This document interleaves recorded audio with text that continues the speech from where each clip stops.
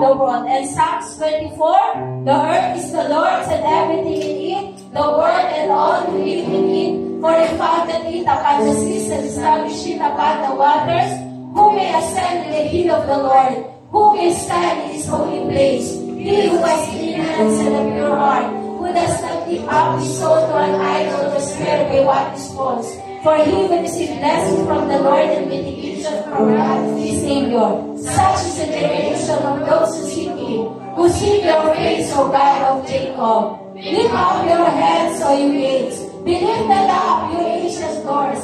Let the King of glory may come in. Who is this King of glory? The Lord strong and mighty, the Lord mighty in battle. Lift up your heads, O you gates. Be lifted up, you ancient doors, that the King of glory may come in.